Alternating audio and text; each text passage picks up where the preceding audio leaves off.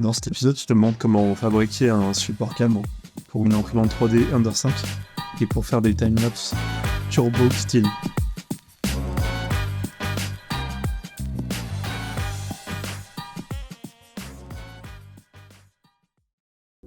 Je suis parti d'un premier modèle, mais j'ai pas filmé la modélisation. De toute façon, le résultat était brouillon. Il y avait beaucoup de défauts. Les pinces accrochées dans le profilé devaient rentrer en force. Le support était tellement long qu'il se tordait la chaleur. Et le petit support pour la cam était pas fité par rapport à la caméra. Bref. Alors ce qu'il faut savoir avec l'Ender 5, c'est qu'elle est équipée de tout un tas de profilés 20 mm par 20 mm en forme V. Donc c'est assez pratique pour installer toutes sortes d'accessoires un peu modulaires, quoi. Allez, du coup c'est parti pour la V2 du modèle du cours. Je duplique le crochet pour qu'il épouse l'ensemble du profilé. Je transforme tous les arrondis inutiles en simples rectangles.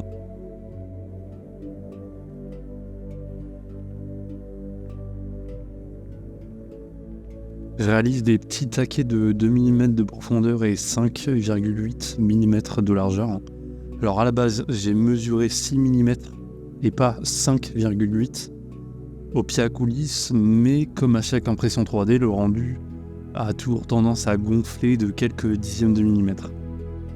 Un petit tips pour les pièces que tu imprimeras pour qu'elles épousent les objets, ici dans le cas les profilés parfaitement, c'est de prévoir en moyenne 0,2 mm de moins que la mesure que tu prends au pied à coulisses. Le phénomène de gonflement s'accentue proportionnellement à mesure que tu baisses la qualité d'impression.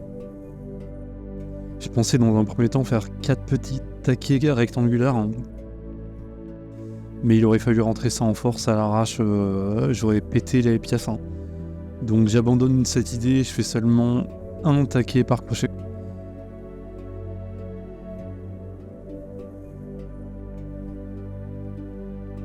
Je creuse des petits cylindres sur chacun des crochets pour insérer plus tard via le fer à souder les inserts filetés type M4 qui font une longueur de 8,1 mm.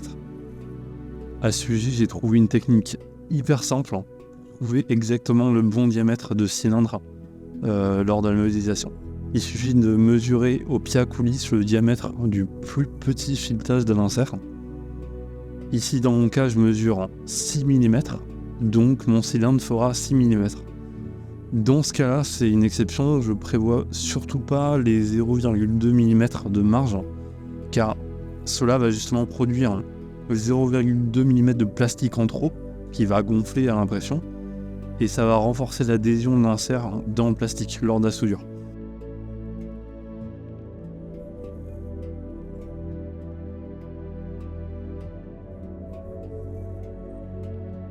Alors juste avant de lancer l'impression, je me suis rendu compte qu'il manquait 2 trucs majeurs dans la conception. Le premier, c'était d'avoir un support rigide tout le long du support de la cam pour le renforcer et éviter la torsion avec le temps, le poids, la température. Et le deuxième, c'est d'avoir des passes-câbles en bas du support pour éviter que on se prenne les pieds dans les câbles.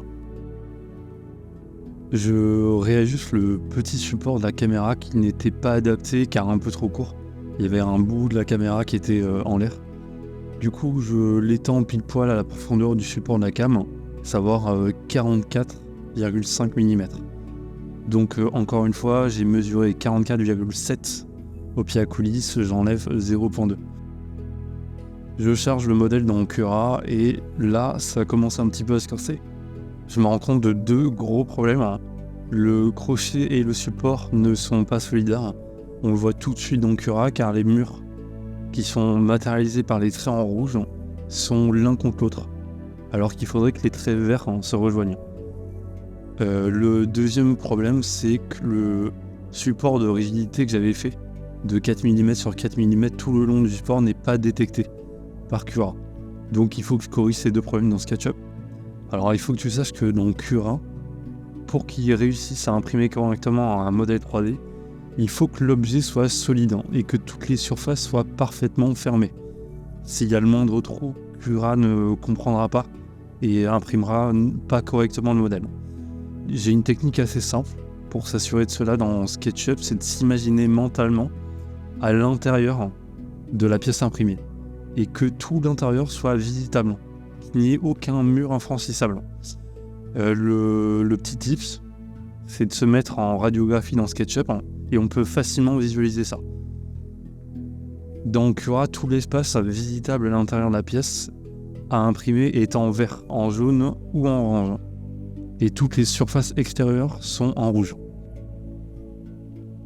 Après quelques ajustements dans SketchUp, ça y est, le modèle est nickel. Le support est désormais solidarisé avec le support de la cam.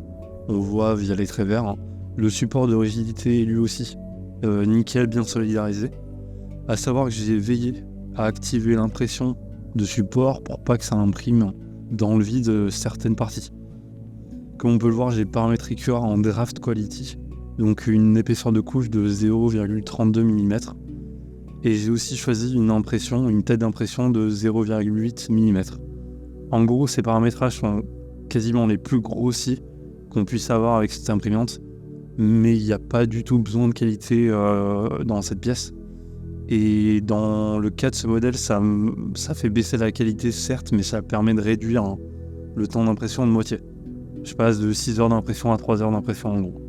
Comme je t'ai expliqué plus tôt dans la vidéo, j'ai prévu ici et là dans le modèle des marges de 0,2 mm de gonflement lors de l'impression. Car je savais que j'allais imprimer avec une telle d'impression de 0,8 et une hauteur de couche 0,32. Du coup, j'ai un bon moyen pour se souvenir des marges à prendre 0,2, 0,1, 0,3 pour pas se prendre la tête s'il y en a en fait deux.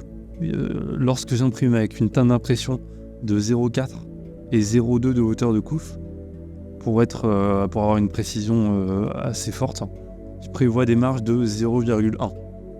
Lorsque j'imprime avec une teinte d'impression supérieure à 0,4 et une hauteur de couche supérieure à 0,2, je prévois des marges de gonflement de 0,2.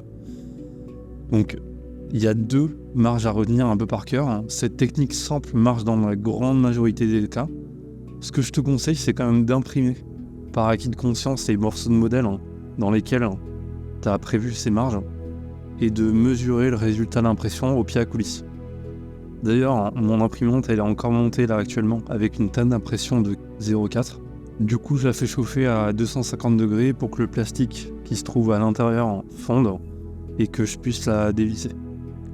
Je dévisse le ventilateur de l'imprimante, je retire le petit capuchon en silicone, je dévisse la tête d'impression de 0,4 et du coup je revisse la tête d'impression de 0,8. Je remets le capuchon en silicone qui permet de garder la chaleur de la tête d'impression et je revisse le ventilateur.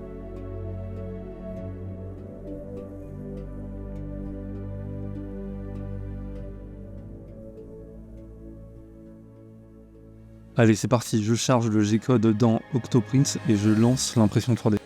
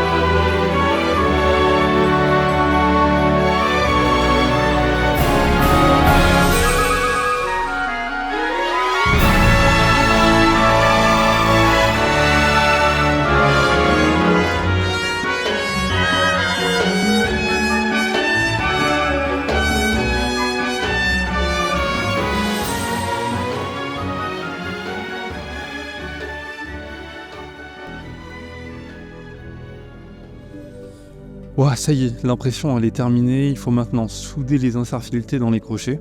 Du coup, je sors ma troisième main, mon poste à souder, mes inserts filetés M4, ma vis M4, 16 mm. Alors pourquoi j'ai choisi une vis de 16 mm? En fait elle se visse parfaitement dans les deux inserts qui font chacun 8,1 mm de longueur. Donc la vis en fait elle dépasse pas. Elle est encore, il lui reste 0,2 mm pour qu'elle arrive à fleur de l'insert. Alors petit tips pour la soudure des inserts, la technique c'est de chauffer l'insert avec un peu de pression dans le plastique jusqu'à ce que celui-ci commence à pénétrer le plastique.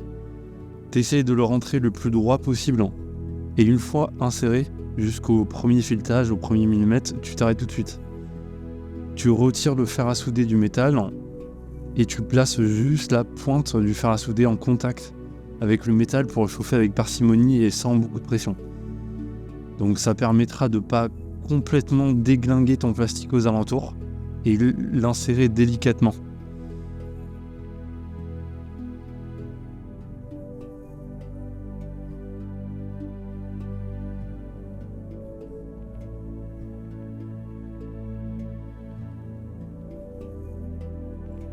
Du coup, je fais exactement la même chose avec le support de cam. Je soude sur quelques millimètres l'insert avec un peu de pression. J'enlève le contact du fer à souder et je place la pointe du fer à souder délicatement contre le métal. J'y vais petit à petit avec beaucoup de pression.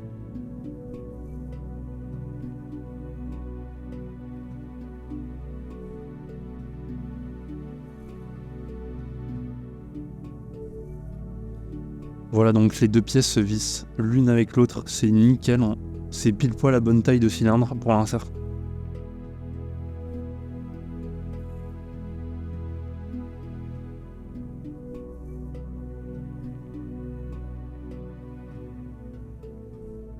Allez, on va vérifier tout ça sur l'imprimante. Tout rentre parfaitement, les crochets rentrent très légèrement, c'est parfait. Il n'y a pas de jeu du tout.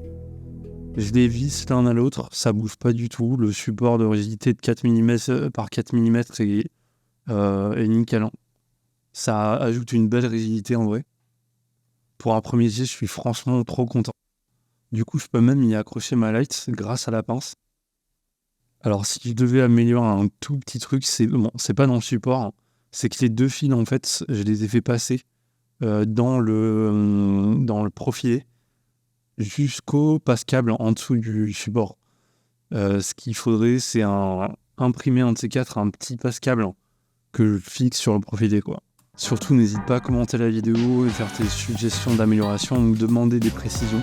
S'il y a des moments qui manquent de clarté sur les qualités d'impression, la méthode de modélisation, la méthode de soudure des inserts, pour obtenir un volume visitable aussi.